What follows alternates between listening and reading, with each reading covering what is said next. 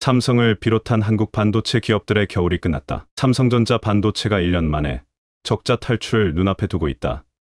외신들이 전하는 현재 삼성전자의 위치입니다. 최근 1개월 내 발표된 증권사 실적 컨센서스를 집계한 결과 삼성전자의 올해 1분기 연결 기준 영업이익 추정치는 4조 9,272억 원이었습니다. 이는 지난해 같은 기간에 6,400억 원 대비 8배, 가까이 669.6% 늘고 직전 분기에 2조 8,257억 원과 비교해도 74.4% 증가한 수준입니다. 전 세계적인 AI 열풍에 한국의 메모리 수출이 살아나면서 삼성전자와 SK하이닉스의 1분기 실적을 끌어올릴 수 있다는 전망이 제기되고 있습니다. 한국 반도체의 봄을 이끈 효자는 반도체에 탑재되는 고대역 폭 메모리, 즉 HBM의 수요가 폭발적으로 증가하면서 DRAM 시장 회복세를 견인했기 때문이었습니다. 지난달 한국의 낸드 플래시 수출은 기록적 수준으로 반등해 전년 동기 대비 82%, 전기 대비 3% 늘어난 약 1조 2천억 원으로 집계됐습니다. 따라서 작년에 큰 적자로 위기를 맞았던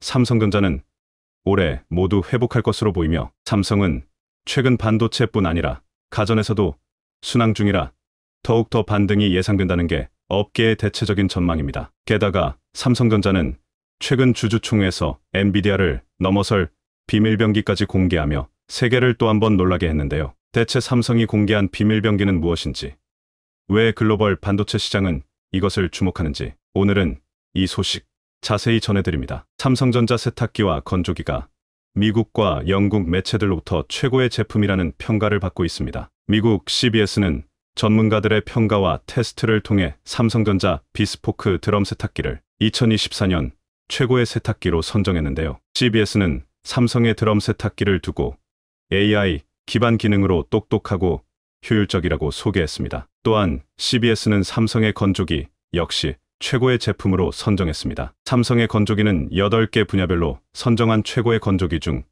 3개 분야에 채택돼 가장 많은 우수 평가를 받았습니다. 미국 라이프스타일 전문 매체 굿하우스키핑 역시 세탁 성능과 에너지 사용량 등을 종합적으로 고려할 때 삼성 비스포크 드럼 세탁기를 최고의 스마트 세탁기로 꼽았습니다. 영국에서도 찬사는 이어졌습니다. 영국 제품 리뷰 전문 매체인 엑스퍼트 리뷰는 최고의 건조기 3종 중 하나로 삼성 시리즈 6 건조기를 선정했는데요. 이 매체는 삼성의 건조기가 뛰어난 에너지 효율뿐 아니라 고급스러운 디자인과 스마트 기능으로 효율적인 세탁 경험을 제공한다 극찬했습니다. 그런데 더 기쁜 소식은 스마트폰 시장에서 들려왔습니다. 세계 첫 AI폰인 갤럭시 S24가 출시 5개월 만에 스마트폰 1위를 탈환했다는 소식입니다. 삼성전자가 애플을 제치고 5개월 만에 스마트폰 판매량 세계 1위 자리를 되찾은 것은 세계 최초로 내놓은 폰이 북미 시장에서 호평받은 덕분인데요. 전작 대비 판매량이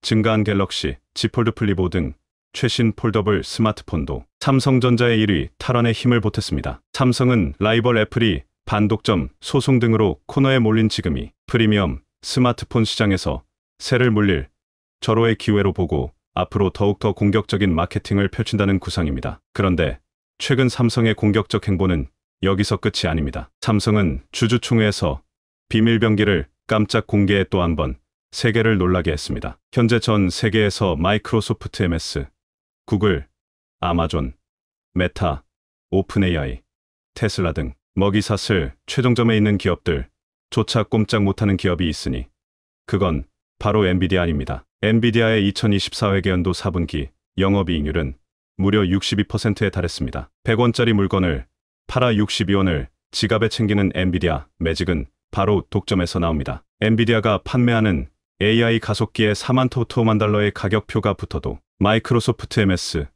구글, 아마존, 메타, 오픈 AI, 테슬라 등은 엔비디아가 폭리를 취하고 있다고 수근거리면서도 결국 엔비디아 제품을 사야 하며 조용히 엔비디아 대체를 준비할 뿐입니다. 하지만 삼성전자는 뒤에서 수근거리고만 있지 않고 이 틈을 파고들었습니다. 삼성전자가 주주총회에서 자체 개발한 마아이를 네이버에 AI 서버용으로 납품하겠다고 발표하자 세계가 또 한 번 삼성에 놀랐습니다. 삼성이 네이버에 제공할 물량은 15만 터부터 20만 개로 금액으로 치면 1조 원 수준이라는 것이 알려진 것입니다. 네이버는 대화형 챗봇과 AI로 식당 추천 서비스 등을 효과적으로 구현하는 과정에 마아이를 활용할 계획인데요. AI 개발 과정은 대규모 데이터를 습득해 모델을 구축하는 학습과 모델을 서비스에 적용하는 추론으로 나뉩니다. 대다수 빅테크는 GPU에 고대역 폭메모리 HBM을 붙인 엔비디아의 AI 가속기를 학습,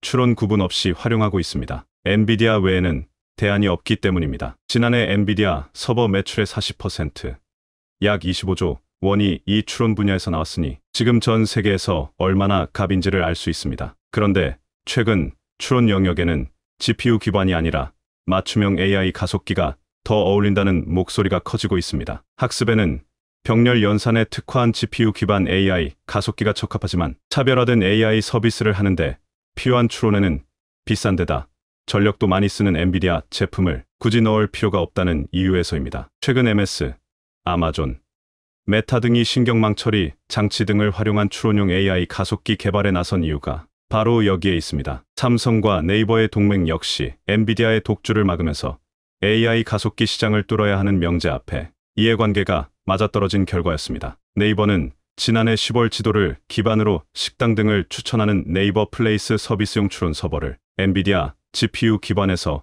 인텔 중앙처리 장치 CPU 기반으로 전환했습니다. 그리고 삼성과 네이버 동맹은 공동 개발을 통해 AI 가속기의 맞춤형 기능을 강화하는 동시에 가격을 엔비디아 제품의 10분의 1 수준으로 낮추는 데 성공했습니다. 경계연 삼성전자 디바이스 솔루션 DS 부문장 사장은 지난 20일 주주총회에서 삼성이 만든 마아이는 데이터 병목 현상을 8분의 1로 줄이고 전력 효율을 8배 높인 제품이라고 설명했는데요. 그리고 나서 곧바로 MS, 아마존 등 빅테크를 대상으로 영업을 시작했습니다. 이 기업들이 AI 가속기 자체 개발에 나섰지만 성능과 비용 면에서 마아이를 함께 쓰는 게 유리할 수 있기 때문입니다. 몇몇 빅테크는 벌써부터 큰 관심을 보인 것으로 알려졌습니다. 시장조사업체 옴디아에 따르면 지난해 60억 달러이던 추론용 AI 가속기 시장 규모는 2030년 1430억 달러로 확대될 전망입니다. 따라서 AI 가속기 칩 개발 역량을 꾸준히 확보할 방침입니다. 그럼 삼성은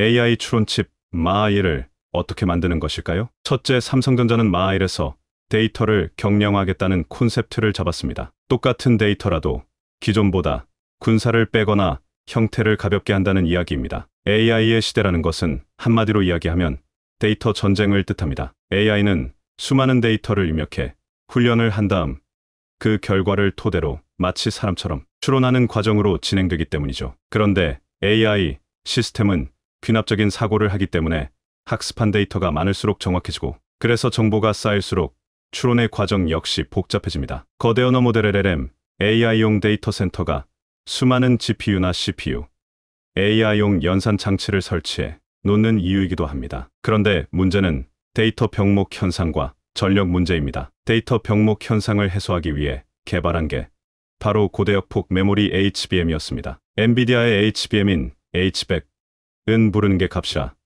최소 가격이 3,300만 원입니다. 악소리가 나올 정도로 비쌉니다. H100 속에 들어가는 HBM의 가격은 범용 D램 가격의 6토부터 7배입니다. 어마어마한 설비 투자에 매달 폭탄 맞듯이 나오는 전기 요금의 유지비까지 AI 한 번 하려는데 너무 많은 돈이 나가서 클라우드 서비스 업체 경영진의 고민이 이만저만이 아닙니다. 그런데 전력 문제는 이보다 더 심각합니다. AI 데이터 센터 하나를 돌리려면 원자력 발전소 하나가 필요할 정도라는 농담이 나올 정도로 AI 데이터 센터는 전력 소모가 많습니다. 이걸 해결하기 위해 경량화라는 말이 나온 것인데요. 소프트웨어가 잘 동작할 수 있도록 칩 구조를 아주 영특하게 바꿔서 전력을 줄여보자는 얘기입니다. 이를 해결하기 위해 삼성전자는 데이터를 어떻게 압축해서 경량화할 것인가에 초점을 둔 알고리즘을 개발하고 있습니다. 삼성의 마아이에는 프루닝 알고리즘이 심어져 있는데요. 프룬을 영어 사전에서 찾아보면 가지치기라는 뜻을 가지고 있습니다. 나뭇가지에서 불필요한 부분을 다듬는다는 뜻이죠. 마아이에서는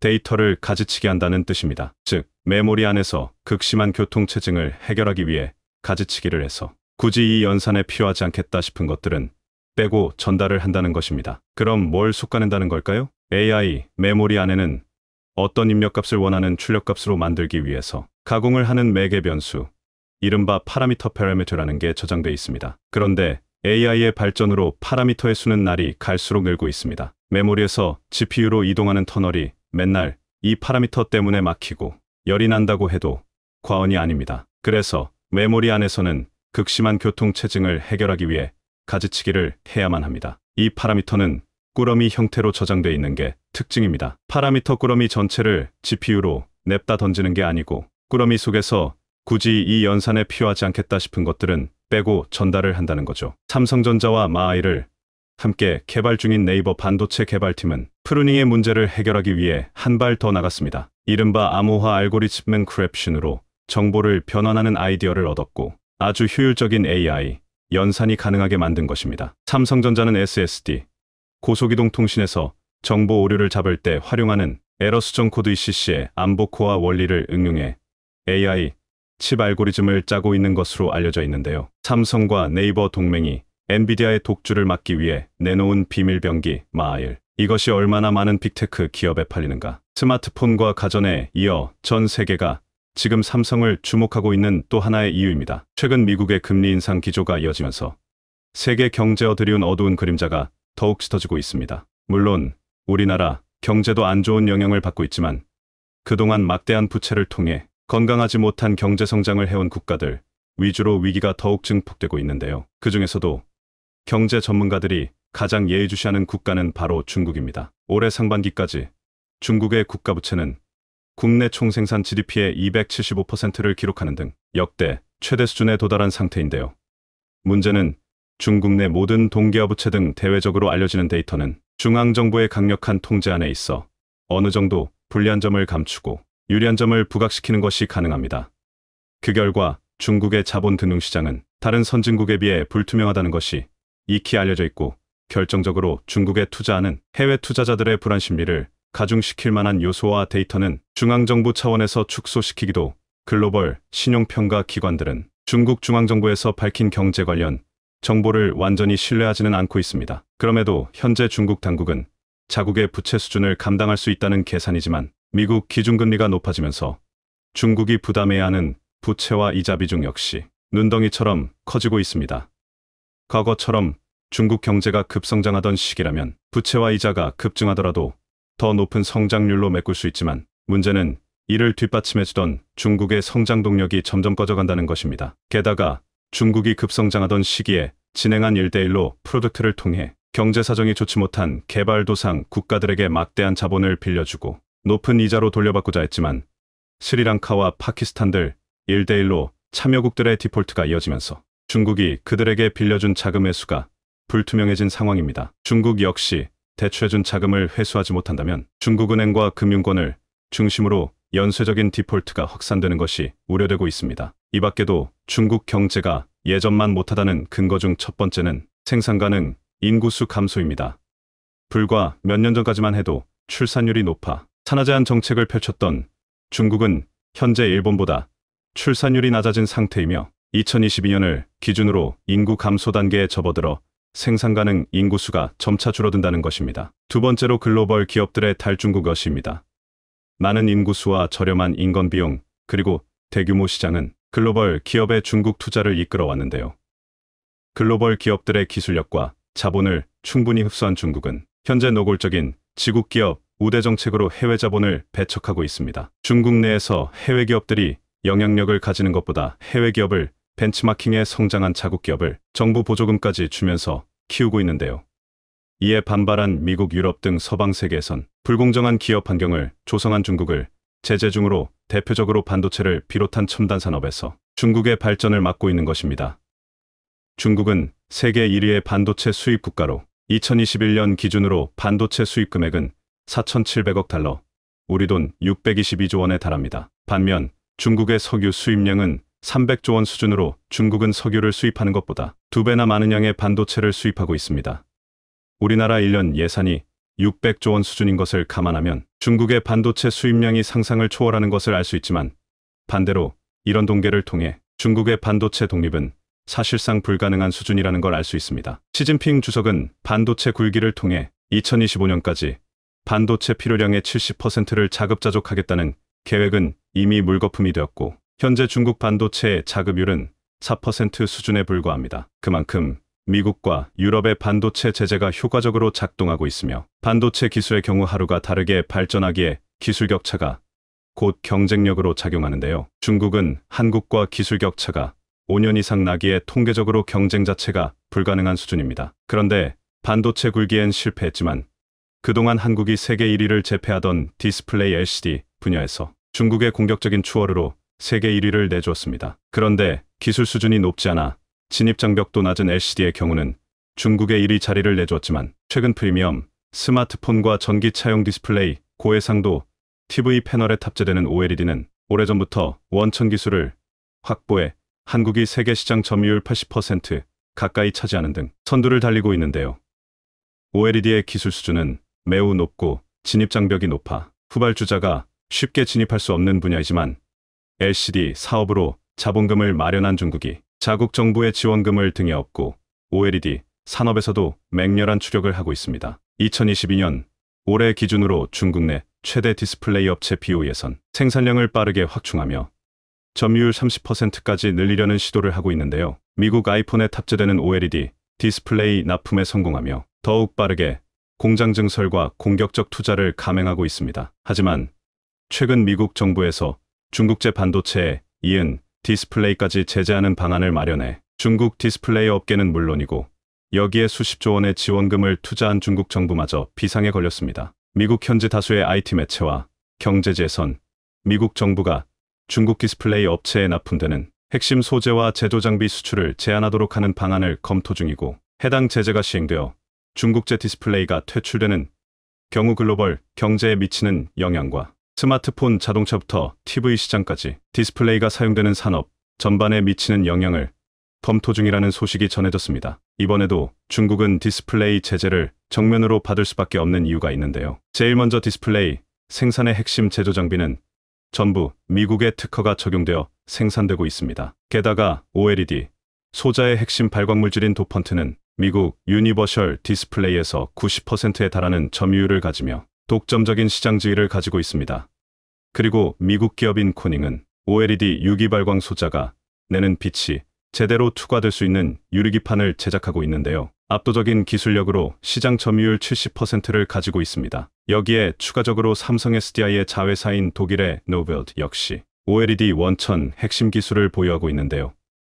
중국이 연가지 못한 핵심 소재와 장비 기술력을 확보해 안정적인 OLED 사업 활동과 연구 개발이 가능합니다. 한국 기업의 OLED 소재 부품 국산화율은 60%를 넘었고 2030년까지 90%를 목표로 연구 개발을 진행 중입니다. 하지만 중국 디스플레이 업체의 경우는 소재 부품 국산화율이 12%에 불과한 것으로 알려져 있고 88%에 달하는 소재를 수입하여 OLED 패널을 생산해 납품하고 있다는 것입니다. 이런 구조는 경쟁국가의 제재에 매우 취약한데요. 미국이 이런 상황을 노린 것으로 보입니다.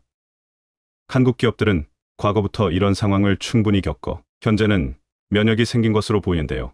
대표적으로 중국의 사드 보복과 일본의 반도체 소재 수출 규제로 인하 국내 기업들은 해외 수입에 의존하던 핵심 소재를 국산화했으며 자금률을 급격하게 끌어올렸습니다.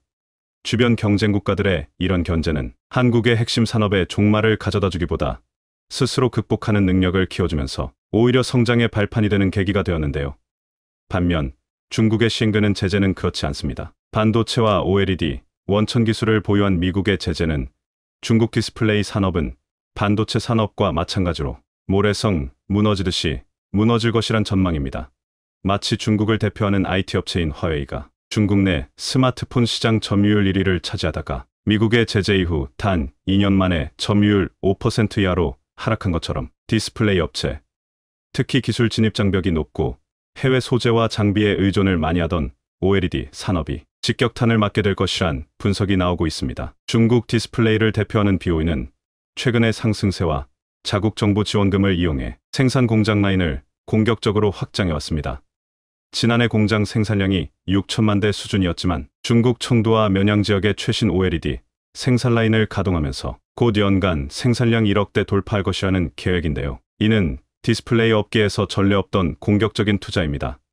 그런데 BOE는 여기서 그치지 않고 충칭 지역의 새로운 OLED 공장을 건설 중에 있어 올해 말부터 가동에 나설 것이란 계획입니다. 여기마저 가동이 시작되면 BOE의 연간 디스플레이 출하량은 1억 2천만 대 수준으로 글로벌 시장 점유율 40%가 거뜬한 상황입니다. 하지만 소재 부품 장비를 자급자족할 기술력이 없는 중국은 미국의 본격적인 제재 앞에 수십조 원을 투자한 공장을 가만히 내버려둘 상황에 놓였습니다. 우선 공장에 투입될 소모성 장비와 부품의 수입이 즉시 중단들이 되며 OLED의 핵심 소자들 수입 역시 막히게 세계 시장에서 경쟁할 만한 고품질 OLED 생산이 원천적으로 불가능해집니다. 그런데 이런 제재는 한국 기업들에게 긍정적인 영향을 주게 될 것으로 보입니다. 현재 BOE 매출을 담당하던 미국 기업들은 BOE와의 거래를 끊을 것이며 삼성과 LG 디스플레이가 반사이익을 얻게 될 것이라는 전망입니다. 현재 중소형 OLED의 경우는 삼성 디스플레이에서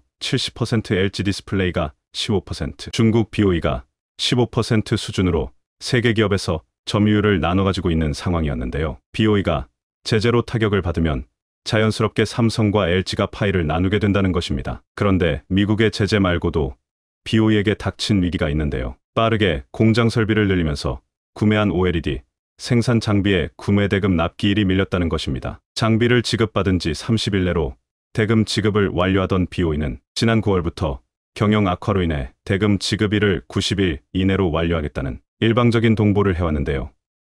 이로 인해 디스플레이 업계에서 BOE에 대한 신뢰도가 많이 하락했으며 여기에 업계 관계자들은 미국이 중국 디스플레이를 제재한다는 소식에 BOE가 제일 먼저 가장 큰 타격을 입을 것이라 예상하고 여기에 납품한 장비업체들이 납품 대금을 제때 받지 못할 가능성을 우려하고 있습니다. 중국의 OLED 점유율은 2017년엔 1%에 불과했지만 2022년 현재 15%까지 상승하는 등 5년 만에 15배가 증가했습니다. 우려업체들은 몇 년 전만 해도 LCD 시장 점유율 1위였지만 현재는 중국의 과반 이상의 점유율을 내주고 LCD 산업에서 사실상 철수했는데요. 고급 기술이 투입되어 고부가 가치를 낼 수 있는 OLED에서도 중국의 추격에 꼬리가 잡힐까 하던 우려는 미국의 글로벌 제재로 일단락될 것으로 보입니다. 한국에게 수출 규제를 가한 후 삼성 등으로부터 국산화 역풍을 겪었던 일본이 그 반격으로 놀라운 일을 발표해 세계의 주목을 받고 있습니다. 삼성을 완전히 능가해버리는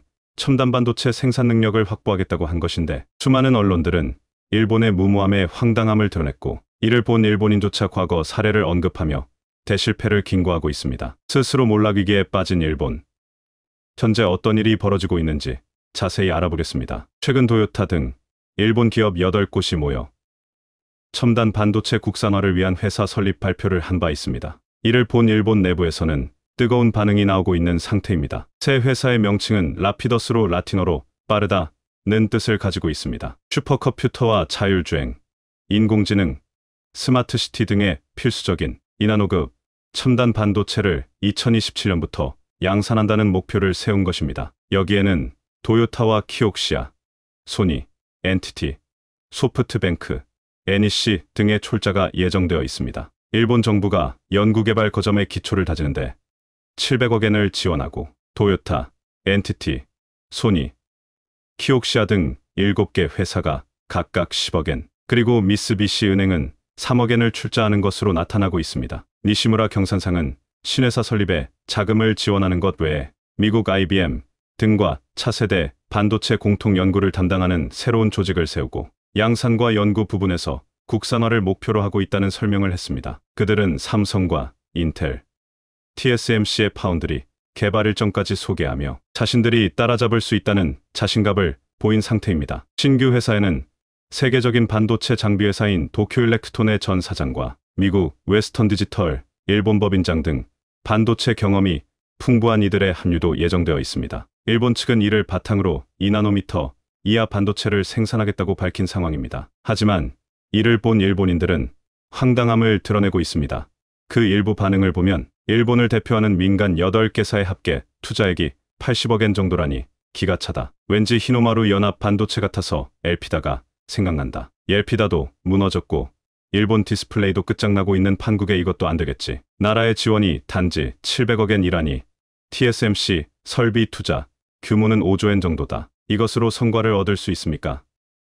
ASML 노광 장치 일대 가격이 400억엔인데 이렇게 일본 정부의 투자 지원과 기업들의 참여가 미약하다고 한탄하는 상황입니다. 실제로 일본 대표 기업들이 10억엔 정도씩을 출자하는 것은 기부금 정도로밖에 볼 수 없는 내용입니다. 이들은 마지못해 이름을 올렸고 반도체 성공에 대한 기대가 없음이 드러났다는 평가죠. 1990년대 5조엔 정도이던 세계 반도체 시장에서 일본 업체들은 절반 가까운 점유율을 보였지만 현재 50조엔 규모로 급성장한 시장에서는 10% 정도로 추락한 수모를 겪고 있습니다. 이에 정부 주도로 살리려 하는 상황인데 과거 사례는 대실패를 예고하고 있습니다. 일본은 일장기의 벌칭인 히노마루 이나비라는 용어를 즐겨 써왔습니다. 하지만 이런 정부 주도 사업에서는 크게 3번의 실패를 경험한 바 있습니다. 첫 번째 실패는 일본인들이 언급한 것처럼 엘피다 메모리의 파산이었죠. 1999년 NEC와 히타치 등이 디램 사업을 통합해 엘피다 메모리를 만들었고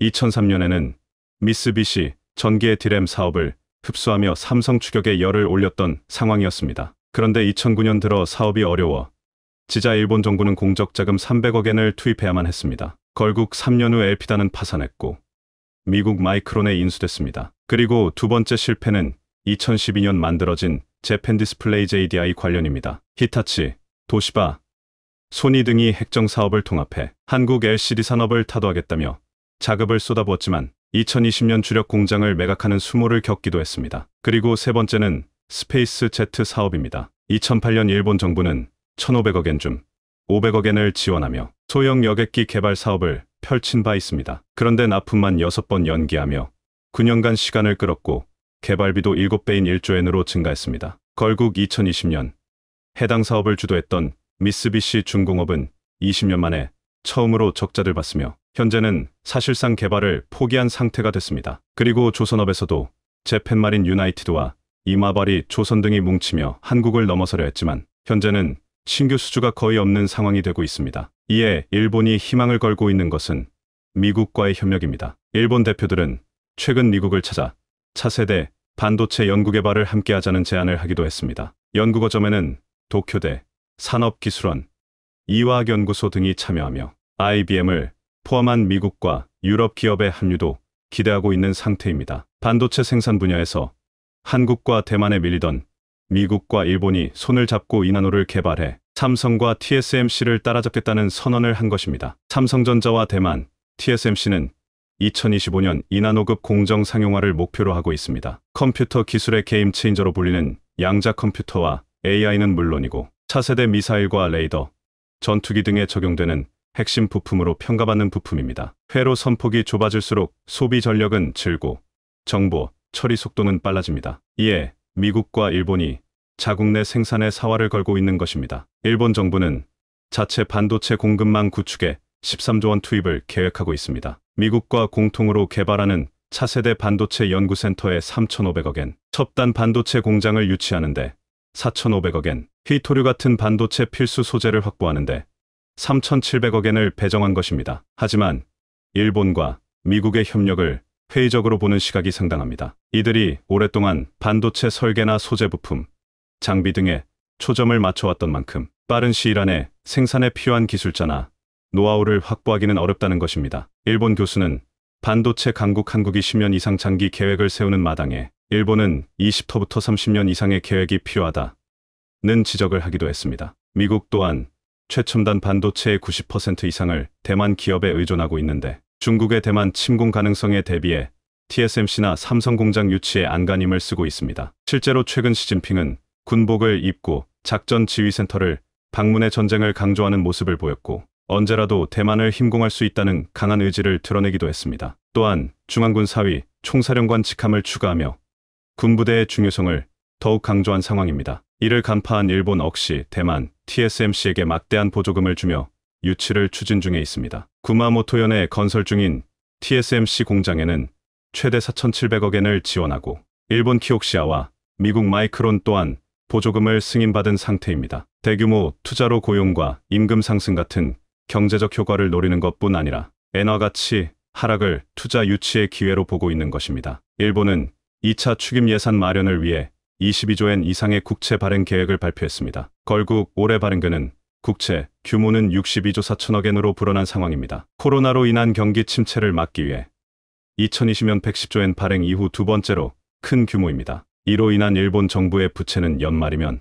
1300조엔에 다다를 전망입니다. GDP 대비 부채 비율이 262%가 넘어 주요 7개국 가운데 가장 높은 상황인데 반도체까지 살리려다 보니 밑 빠진 독에 물을 붓고 있는 형국이 됐습니다. TSMC에게 각종 세제 혜택을 제공하며 공장을 유치했지만 이 또한 10호부터 20만호 급으로 최첨단 반도체가 아닌 상태라 미래에 대한 희망은 더욱 떨어지고 있습니다. TSMC는 일본 내 반도체 인재가 없음을 뼈저리게 느끼고 있습니다. 이에 일본 지역 대학과 손잡고 인재를 키우려 하는 상황입니다. 일본 구마모토대는 2024년도까지 반도체 학과를 신설하기로 했으며 학제를 재편하는 것은 거의 반세기 만의 일이라는 설명입니다. 그만큼 반도체 인재를 구하기가 어려워 대학에까지 독촉하고 있는 것입니다. 반면 한국은 차세대 반도체 기술을 주도해 나가고 있습니다. 이번 IEC 총회 때 차세대 반도체 및 나노기술 13종을 국제표준안으로 제안하기도 했습니다. 1초당 1천조 원의 연산을 해내는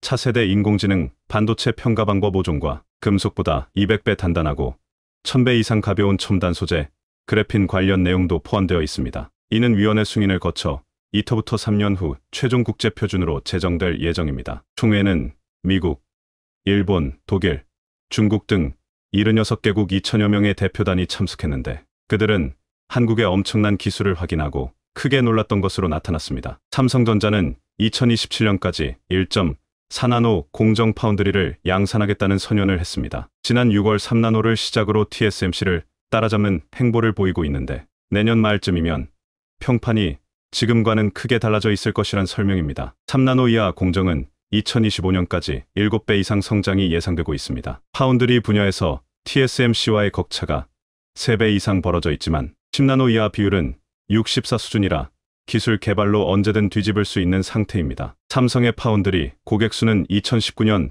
대비 현재 2배 이상 증가했고 2027년에는 5배 이상 확보를 목표로 하고 있습니다. 삼성전자의 3나노 첫 스마트폰 고객은 구글로 확인되고 있습니다. 2023년 출시 예정인 구글 픽셀 9의 AP 설계와 제조를 삼성이 맡은 상황입니다. 구글 스마트폰은 2021년 말 기준 시장 점유율이 3%에 불과하지만 2023년 스마트폰 판매량을 현재보다 2배로 늘린다는 목표를 세우고 있어 삼성전자 파운드리 사업부의 중요 테스트 업체가 될 것이란 분석입니다. 애플 또한 내년 TSMC의 3나노 공정을 활용한 스마트폰을 내놓을 예정입니다. 판매수에서는 차이가 있겠지만 3나노 공정의 기술력 차이를 간접 비교할 수 있는 것입니다. 현재 TSMC는 3나노 공정 기술 개발에 애를 먹고 있습니다. 9월부터 생산하기로 했으나 장비 수급 문제로 일정을 4분기 말로 연기했을 정도입니다. 이에 실망한 고객사들이 50%에 가까운 대량 주문 축소 오더커를 낸 상태입니다. 삼성전자는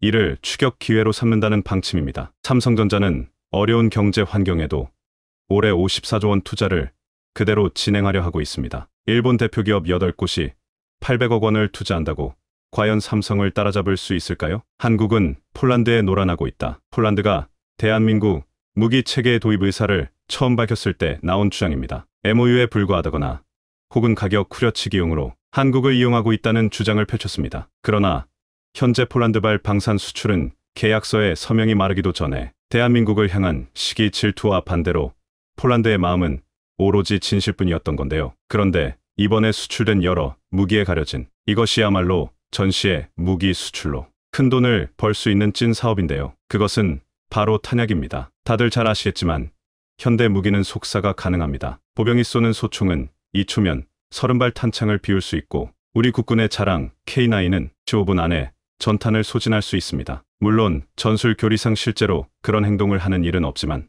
무기의 성능이 떨어져서 그런 것은 아닙니다. 탄약, 소모가 엄청납니다. 일례로 러시아군은 우크라이나 전쟁에서 하루 평균 6만 발의 포탄을 쏟아붓고 있습니다. 심지어 이는 대구경 로켓탄이나 포탄을 기준으로 한 것으로 박격포나 소총탄은 하루에도 수백만 발씩 소모됐습니다. 그런데 이는 약과에 불과합니다. 대부분은 전쟁 개시 3일 만에 소모될 물자입니다. 이를 증명하는 게 과열로 포신을 갈아치울 것까지 염두에 두고 예비 포신을 쌓아놨을 정도인데요. 이처럼 충분한 탄약은 전쟁의 승패를 가를 정도로 반드시 갖춰야 할 필수 자원입니다. 포탄 없는 자주포는 커다란 쇳덩이며 총알 없는 소총은 휘두르기 불편한 몽둥이에 불과합니다. 그래서 아무리 뛰어난 무기체계라 할지라도 정작 탄이 없다면 무용지물이나 마찬가지입니다. 얼마 전 정밀유도 로켓으로 러시아군의 탄약고를 모조리 파괴한 우크라이나군의 하이마스처럼 탄약의 성능에 따라 무기의 스펙이 갈리기도 합니다. 그래서 현대의 전장에서 새로운 탄약을 개발하는 것은, 그렇다면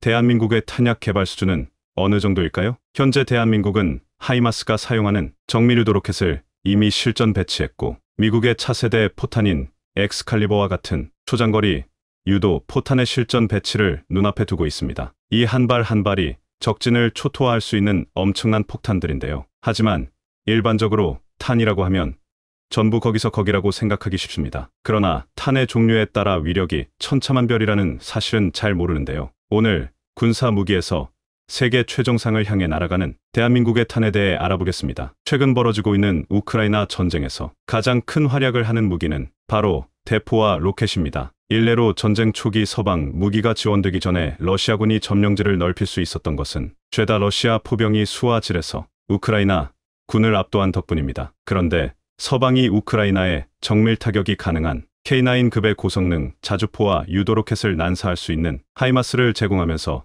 이 포병 우위가 완전히 뒤집혔습니다. 이 소식에 많은 이들이 역시 서방 무기는 다르다며 고개를 끄덕였는데요. 특히 미제, 티타늄, 곡사포 M777이 발사한 엑스칼리버 포탄과 하이마스가 자주 사용한 M31 로켓에 관심이 집중됐습니다. 먼저 M982 엑스칼리버 포탄은 함대공 미사일 SM 시리즈와 이번 전쟁에서 크게 활약한 탱크 킬러인 제블린 미사일을 만드는 미사일 명가 레이시온이 개발한 정밀유도 포탄입니다. GPS, 유도와 관성유도, INS를 사용해 이동 표적까지 정확히 맞출 수 있고, 발사 후 망각 방식을 채용한 덕에 쏘고 바로 전장을 이탈해도 적을 정확히 때릴 수 있습니다. 2007년 이라크전에서 처음 실전 배치됐을 당시 90%가 넘는 명중률과 원형 03모차 4m라는 놀라운 기록을 달성했습니다. 원형 03모차 CEP는 주로 포병 화기와 미사일의 정확도를 측정할 때 사용하는 기준인데요. 특정 반경의 원안에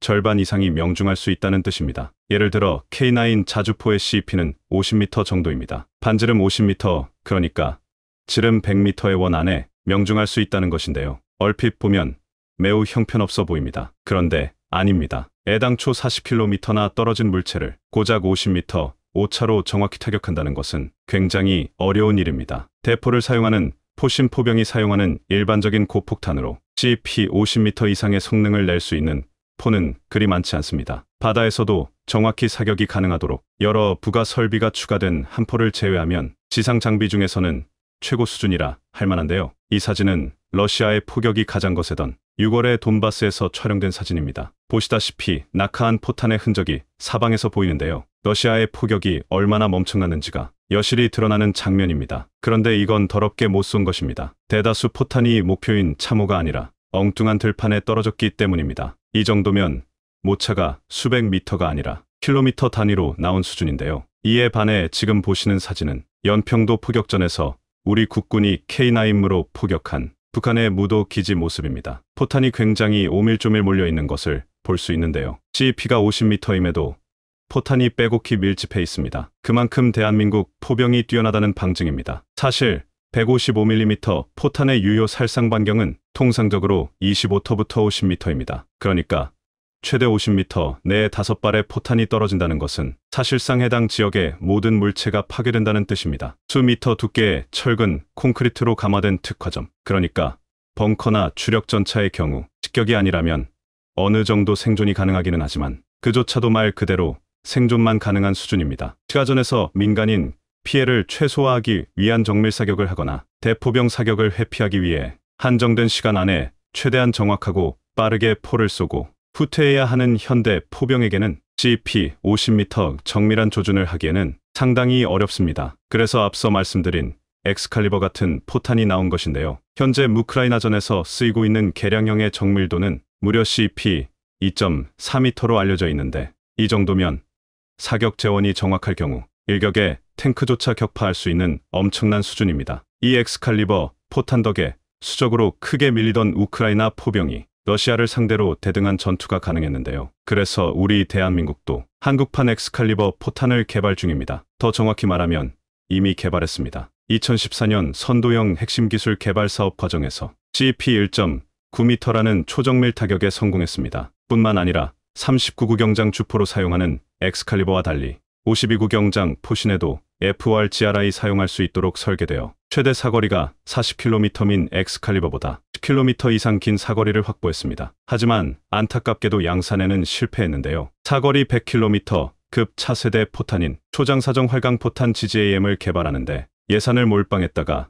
사업이 폭삭 주저앉으면서 덩달아 정밀유도 포탄을 생산할 예산까지 날아간 것입니다. 포를 쓸 때 발생하는 강력한 충격에 활감할 때 사용할 제어 날개가 부러지는 것을 개선하지 못해 결국 사업이 취소됐습니다. 그래서 군은 사업 방향을 바꿨습니다. 사업이 망한 것은 어쩔 수 없으니 한국형 엑스칼리버를 58구경장 장포신을 사용하는 K9A3에서 사용할 수 있는 사거리 60km 이상의 슈퍼포탄으로 업그레이드하고 활감 유도탄 대신 덕티드 로켓을 사용한 로켓 추진 포탄의 개발을 시작한 것입니다. 이중 로켓 추진탄의 경우 미국이 XM1299 자주포용으로 개발 중인 XM1113 로켓 추진탄의 최종 목표인 사거리 130km를 노리고 있습니다. 하지만 이 정도로는 부족합니다. 당장 이번 우크라이나 전쟁만 봐도 그 사실을 알 수 있는데요. 이번 우크라이나 전쟁에서 우크라이나 군은 미군으로부터 공여받은 하이마스에서 M31 또는 GMLRS로 추정되는 정밀 유도 로켓을 사용했습니다. 일시에 6발을 쓸 수 있는 이 로켓의 구경은 무려 227mm에 달하는데 이 227mm 로켓탄은 155mm의 약 4배에 달하는 강력한 위력을 보입니다. 그래서 하이마스가 전장에 배치되자 M31탄의 최대 사거리 84km 안쪽에 위치한 러시아군의 야전 탄약고와 정비소, 보급기지가 초토화된 것입니다. 그런데 이 정도 로켓은 우리에게도 있습니다. 국군에서 한창 배치가 진행 중인 우리 군의 차세대 다면장 로켓 K239 천무에서 탄두 중량이 90kg이나 되는 239mm 유도 로켓을 쓸 수 있는데요. 단일 고폭 탄두를 사용할 경우 60cm 철근 콘크리트도 단숨에 깨어버릴 수 있는 매력적인 정밀 탄약입니다. 그런데 이렇게 강하고 정밀한 무기가 있음에도 한국은 안심할 수 없습니다. 바로 우리의 주적인 북한과 중국에는 400mm 구경 이상의 초대형 방사포가 다수 있기 때문입니다. 방사포는 다면장 로켓의 북한식 표현인데요. 이름만 방사포지 다면장 미사일 발사대라 불러도 손색이 없습니다. 당연한 말이지만